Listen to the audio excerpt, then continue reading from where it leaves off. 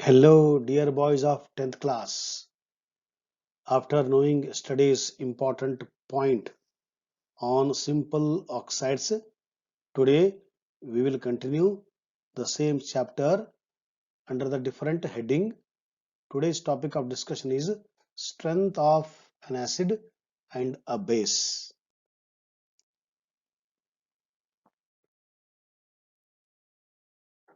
What do all acids and bases have in common? Okay, that means acids made up of what kind of structure and bases are made up of what kind of structure. That is the topic of discussion today. Both acids and bases have these common characteristics. What are those? They have the capability of conducting electricity. That means they are the good conductors of electricity because they dissociate into ions. Ions carry the current. They are the responsible for the passage of electricity. They become neutralized when they are dissociated in water or when they release their, their ions into water. That means when they release their respective ions, they themselves react with each other and they are neutralized. That is the meaning of this statement. They can change the color of litmus paper, although the color differs for each of them. Effect is there in the litmus paper, but only thing is bases change red to blue and acids change blue to red, but effect of acids bases is common on the litmus paper. Acids produce H plus ions and bases produce OH minus ion in solution, which are responsible for their acidic and basic properties. So according to Arrhenius theory, all acids contain H in them and that they donate in water or when they are with water. In the same way, all bases contain OH minus ion in their formulae and that OH minus ion is will be dissociated in water. That is the meaning of this statement, and these two criteria are the important criteria for the acids and the bases, and they are responsible for their acidic and the basic properties. Now, to investigate whether all compounds containing hydrogen are acidic or not, we have understood that acids contain hydrogen, but whether compounds which contain hydrogen are acidic, that is the point of discussion. This is small experiment setup.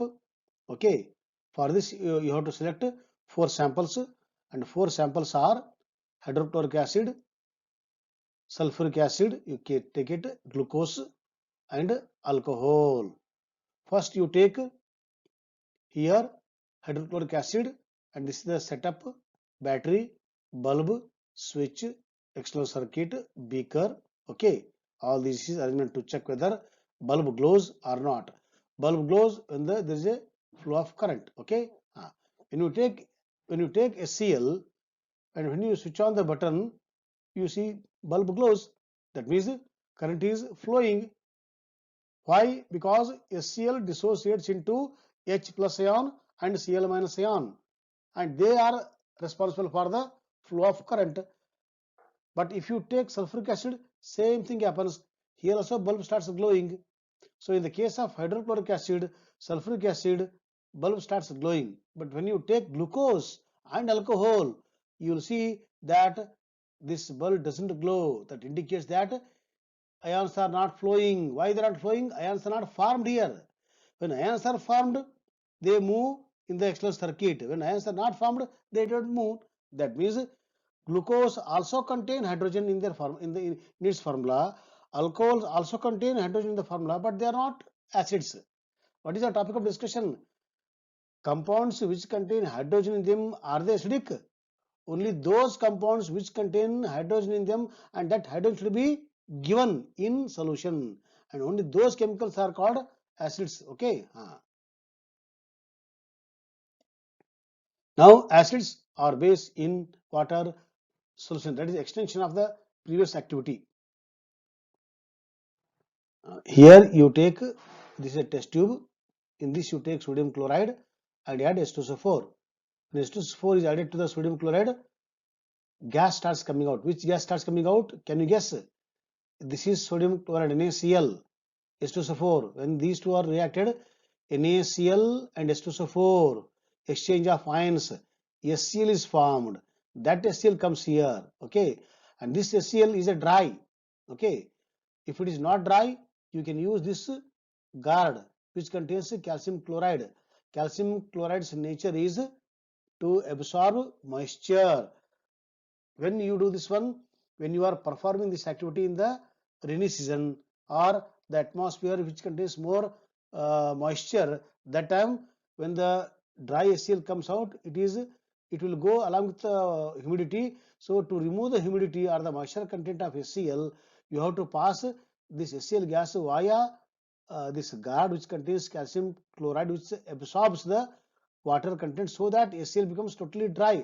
And that dry HCl, when it comes out, you fix on a delivery tube. So this is a dry HCl here comes out, and here you bring one litmus paper, okay?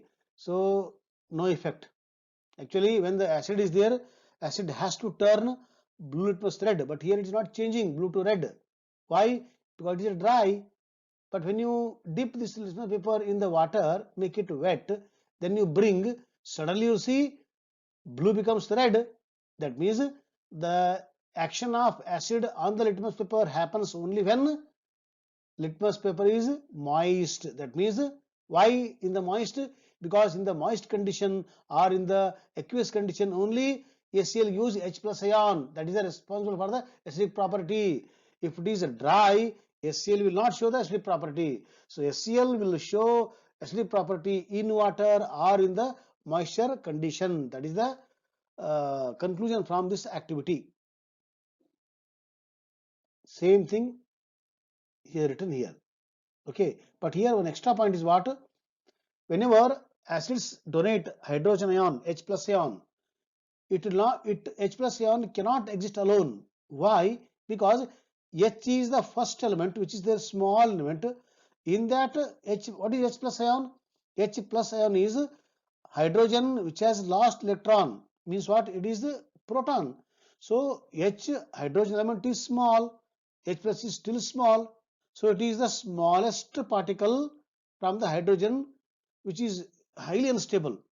So when H plus is highly unstable, it cannot exist alone. It wants something to stabilize. So the best stabilizer is what? Water. So in the water, if H plus is there, that H plus will combine with the H2O and becomes H3O plus. This is called as the hydronium ion. So why H plus is not stable? It is a highly unstable. It is like a small baby left in the market, which is highly unstable in crying. If a 10th class boy is left in the market, he will come to the house on its own because he is a matured boy. But if a small baby is left in the market, he cries. Like that, you can compare H plus to the small baby, highly unstable. So it's something it wants support. Support is water and becomes H3O plus. That is called hydronium ion. This is the reaction. H plus H2O gives H3O hydronium ion. Okay. Now in the same way, when HCl is put in the water, HCl gives H plus, which is highly unstable, and that will react with the H2O, becomes H3O plus. This is the basic equation happens. Same thing happens here also. So H will go and forms H2O to convert into H3O plus, and Cl minus is liberated freely. This is the acidic action of all acids. In the same way, base will give OH minus ion. OH minus ion is called as what? Hydroxide ion. See, NaOH dissociates into Na plus OH minus. But OH minus don't require any support because it is a like a 10th class boy, doesn't require any support. It is highly stable. Only H plus is not stable. Okay. Bases which are soluble in water, they are called alkalis. Already we learnt in the first session of our acid base salt chapter. Now you think of neutralization. When acid reacts with the base, what happens actually? Acids gives H plus. base gives OH minus, they will react first. H plus OH minus gives water, remaining is salt. That is what? Neutralization reaction. Now we'll go to the how to dilute the acid, because sometimes in the laboratory we require not strong acid, we want a dilute acid.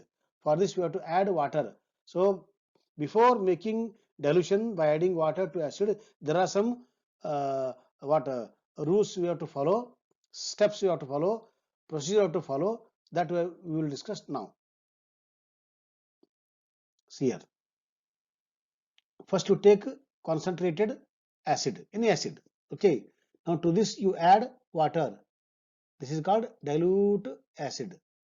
So why it is called dilute? Because here, if you imagine microscopically, in this area, if you focus microscope, so this is the zoomed part of the beaker where solid particles, okay, that is acid particles are more, H plus ions are more here in this small volume, okay. Now when you add water, it is going for the larger volume. When this goes for the larger volume, that time when you see in the same area, number of H plus ions available are less. That means more the number of H plus ion, more stronger is the acid. Less the number of H plus ion, less stronger is the acid. So by putting water, you are increasing the volume. For that larger volume, number of H plus ions available are less. That means it is going for the what? Strength decreases. That is the meaning of what? Dilution of an acid. A dilute acid solution is prepared by adding the concentrated acid to water. Don't add water to acid. Add acid to the water, because acid water is highly exothermic. Sometimes acid may spill on our body or our cloth, which will damage our clothes. Let the cloth will damage. If life damages, it's a very risky. Therefore, we should not add water to the acid. Add acid to the water how much you want for dilution. That too water with dropwise. Add a drop of acid to the water, then stir it, shake it. Again slowly add second drop, again shake it. Frequent shaking, frequent stirring, dropwise adding. All these precautions you take, then make it dilute acid how much you want dilute. So this activity tells how to dilute acid, and why it is called dilute, because of the number of H plus ions less at a particular area or the region.